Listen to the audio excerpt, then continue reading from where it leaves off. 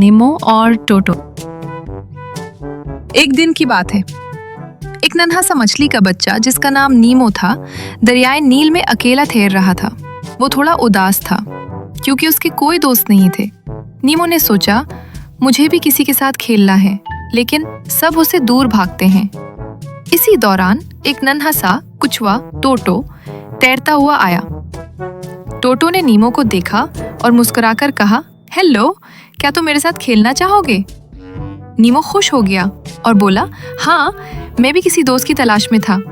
پھر وہ دونوں چھپنے کا کھیل، بلبلے بنانے کا کھیل اور پتھروں کے نیچے چھپے خزانوں کی تلاش کرنے لگے۔ وہ پورا دن ہنسی خوشی کھیلتے رہے۔